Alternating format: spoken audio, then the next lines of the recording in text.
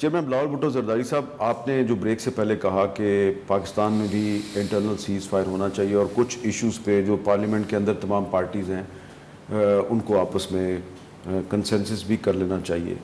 تو P T I تو کہہ رہی تھی جی کہ ایک آل پارٹیز کانفرنس بلائی جائے، لیکن اگر پارلیمنٹ کے اندر ہی ہم ڈبیٹ کر لیں تو آپ آئیڈینٹیفائی کر سکتے ہیں وہ کون سے امپورٹنٹ ایشوز ہیں کہ جس پہ کہ پاکستان کی جو تمام بڑی پولیٹیکل پارٹیز ہیں جو پارلیمنٹ کے اندر موجود ہیں دونوں ہاؤسز میں، ان کو یونٹی کا مظاہرہ کرنا چاہیے، کنسنسس ہونا چاہیے؟ جہاں تک ہم تو پارلیمان میں یقین رکھتے ہیں اور سمجھتے پارلیمان بہترین فورم ہے. آبویسلی اس کا یہ نہیں مطلب کہ میں کسی اے پی سی کے خلاف ہوں، وہ بھی ہو سکتے ہیں. پیپلز پارٹی کی نظر میں ہمیشہ پارلیمان is the best institution for political dialogue. وہ ہمارا انسٹیٹیوشن ہے، اس کو ہمیں طاقتور بنانا چاہیے. جہاں تک کون سے ایشوز، وہ تو ہر ایشو پہ بات ہونا چاہیے. عام طور میں پارلیمان کے تو مقصد یہ ہے کہ کنسنسس بنانے کے طریقہ سے آپ ایسے پالیسی سامنے لے کر آئیں جس پہ سب کا انپٹ ہو، جس سے وہ پالیسی بھی بہتر ہو جائے. میرا کوئی تجویز ہوگا، اپوزیشن کا کوئی تجویز ہوگا، شاید ہمارے دونوں تجویزوں میں سے کوئی درمیانی تجویز بہتر نکلے. یہ تو عام طور پہ سیاست ایسا ہونا چاہیے.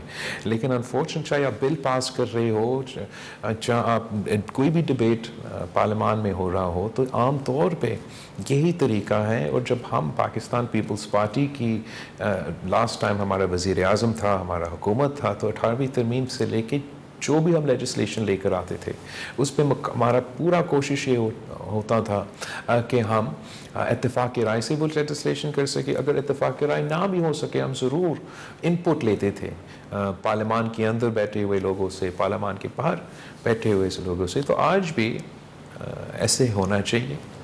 نہیں ہو رہا ہے وہ تو پھر آپ تبصرہ کریں گے کیوں نہیں ہو رہا ہے، لیکن ہونا تو چاہیے. کون سے ٹاپکس پہ؟ obviously the most pressing for us right now is کہ بھارت کے ساتھ جو جنگ چھیڑا گیا اور جس کے نتیجے میں سیز فائر ہو رہا ہے، اس پہ تو پورا ملک کا یونٹی ہے، تو وہ یونٹی برقرار رہنا چاہیے. اس میں I am quite confident the Prime Minister will be calling a meeting of political parties very soon to take us into confidence as to the latest situation and so that we can endorse the government's policy on that front. Foreign policy کے لحاظ سے تو بین الاقوامی سطح پہ کافی کچھ ہو رہا ہے. اس پہ بھی میرے خیال میں پاکستان میں ایک یونانیمس سٹینس ہونا چاہیے، وہاں بھی بات چیت ہو. اس کے بعد جو پاکستان کا معاشی مشکلات ہیں، جس میں ہم نے دیکھا ہے کہ حکومت کا یہ بہت بڑا کامیابی رہا ہے کہ مہنگائی میں کمی ہوا ہے. یہ ہم سب کا مطالبہ تھا الیکشن کے وقت، اور حکومت اب یہ کہہ رہی ہے کہ مہنگائی میں تاریخی کامیابی یہ ملا ہے کہ مہنگائی میں کمی ہوا ہے. ہم چاہتے ہیں کہ ہم اسی طریقے سے غربت میں کمی ہو، بے روزگاری میں کمی ہو، اور اس لحاظ سے ہم چاہیں گے کہ حکومت کو ہم انپٹ دیں، ان کو سپورٹ کرے. ویسے ہی اپوزیشن کو بھی اپنا انپٹ دینا چاہیے کہ ان کی نظر پہ صرف تنقید کے علاوہ حکومت کیا کر سکتے ہیں تاکہ ہمارا معاشی لحاظ پہ ہمارا معاشی پالیسی بہتر ہو. پھر اوبیسلی اندرونی سطح پہ جو ہمارا، اور اس کا بھی ایک بین الاقوامی فیکٹر ہے، جو دہشت گردی کا خطرہ ہے. اگر if terrorism continues in Pakistan at the same rate it has been so far this year, then by the year's end, یہ سال 2025 will be the bloodiest year in Pakistan's history when it comes to terrorism. اس کا مطلب میں 2000 سے لے کے 2007 تھا، 2007 سے لے کے 13 سے لے کے 18, not a single year was as bloody as this year. 2025 اگر اسی جس ریٹ پہ ہم ابھی چل رہے ہیں، اگر یہ جاری رہتا ہے سال کے اینڈ تک، this will be the bloodiest year. So Pakistan is the biggest victim of terrorism than India. وہ تو ہمیں وہ تو ہے ہی، لیکن ہم اپنے نظر سے بھی یہ دیکھیں کہ ہمیں سب پتہ ہے پوری دنیا تو وار آن ٹیرر لڑ رہا تھا. اس کے نتیجے میں جو پاکستان میں بلو بیک ہوا، ہم سب نے بھگتا. کیسے ہر دن کسی نہ کسی شہر میں دہشت گردی کا واقعہ ہو رہا تھا، مگر اس سال سب سے زیادہ دہشت گردی کے واقعہ ہوا ہے. اور اس ریٹ پہ اگر ہم جاری رہیں تو اس کا مطلب یہ ہوگا this will be the bloodiest year. We need to have internal political consensus not only on our kinetic strategy against terrorism کہ ہم ان کے خلاف کیسے لڑیں گے، اور اس کو ہم پوری قوم کا، پوری عوام کا بیکنگ کی ضرورت ہے، سیاسی لیڈرشپ کی اونرشپ کی ضرورت ہے کہ دہشت گردی چاہے وہ مذہب کے بہانہ پہ یا علیحدگی پرست سیاست پہ، ان کا ہمیں مل کے ان کا مقابلہ کرنا پڑے گا. اس کا ایک کینیٹک کمپوننٹ بھی ہے، ایک ہارڈ کمپوننٹ بھی ہے. پھر یہ دنیا کا کاؤنٹر ٹیررزم کا، کاؤنٹر انسرجنسیز کا مقابلہ کرنے کا ایک آپ سمجھے ایک رول ہے کہ without the hearts and minds you کی ناٹ ون دا وار. تو پاکستان کو بھی غور کرنا پڑے گا کہ ہمارا ہارٹس اینڈ مائنڈز کا اسٹریٹجی، ہمارا سافٹ پاور اسٹریٹجی انہی انتہا پسندوں اور دہشت گردی کا مقابلہ کرنے کے لیے کیا ہے.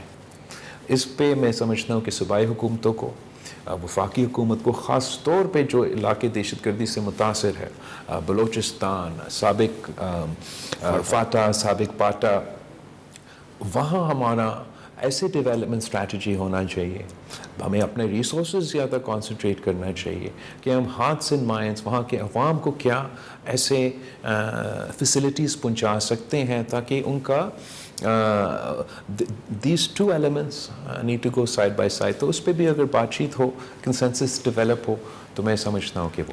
چیئرمین صاحب، کیا آپ کے خیال میں بلوچستان اور سابق فاٹا میں اگر صرف کانسٹیٹیوشن آف پاکستان کو امپلیمنٹ کر دیا جائے تو سارے مسئلے حل نہیں ہو سکتے؟ کاش اتنا، ایک تو اوبیسلی ہم سمجھتے تو ویسے تو ہونا چاہیے کانسٹیٹیوشن آف پاکستان پہ عمل درآمد ہو، فل اسٹاپ. پر اوبیسلی آپ جانتے ہیں کہ جو دہشت گردی کا مسئلہ ہے، جہاں ہمارا اپنے اندرونی کمزوریاں بہت زیادہ ہیں، بہت زیادہ ہیں. اس پہ میں نے تو ہاتھ سے مائنڈ کا ذکر کیا اپنے بھی ماضی کو درست کرنے کے لیے. We've also done آغاز حقوق Balochistan and so many other things in the past to try and address it. اندرونی مسئلے بالکل بہتر انداز سے ہم کانسٹیٹیوشن پہ عمل درآمد کریں، مگر جو بین الاقوامی ہاتھ ہے اس دہشت گردی کے پیچھے وہ بھی اب حقیقت ہے. This is not a conspiracy theory. اب چاہے وہ جس طریقے سے ایک ہمارا ہمسایہ ملک سے فائنینشیل اور لوجسٹیکل سپورٹ ملے، اور دوسرا ہمارا ہمسایہ ملک میں ان کو بیسز کا اور ٹریننگ کا فیسلٹی ملے، اور پاکستان میں جس انداز سے ان حملوں کا اضافہ رہا ہے، جس طریقے سے وہ نہ صرف پاکستان کو مگر اب چین کو نشانہ بنا رہے ہیں، اور جس طریقے سے اس خطے میں ویسے ہی ایک جیو پولیٹیکل کانفرنٹیشن کا امکان بھی ہے، تو ان کا اثرات تو پاکستان میں ہو رہا ہے. ہم بالکل ایک sort of with clarity کے ساتھ اس کا مقابلہ کرنا پڑے گا. بالکل میں چاہتا ہوں کہ پاکستان ایک جمہوری ملک ہو، ہم انسانی حقوق کا تحفظ کریں، ہم آئین پہ عمل درآمد کریں. ساتھ ساتھ جب آپ دہشت گردوں کا مقابلہ کرتے ہیں، جب آپ جنگ کے آپریشن کے ماحول میں ہوتے ہیں، وہاں ضرور جو آپ کا انسانی حقوق پہ عمل درآمد ہوتا ہے، جو آپ کے آئین پہ عمل درآمد ہوتا ہے، وہ شاید کچھ کمزور that gets affected, but our broader aim has to be کہ ہم ان دہشت گردوں کا مقابلہ کریں. ایک طرف سے ان کا کنیٹک ان کا مقابلہ کریں، دوسری طرف ہمیں اپنا سافٹ پاور استعمال کر کے ایک اسٹریٹجی بنانا پڑے گا کہ ہم کیسے ہارٹس اینڈ مائنڈس کا جنگ جیتیں گے.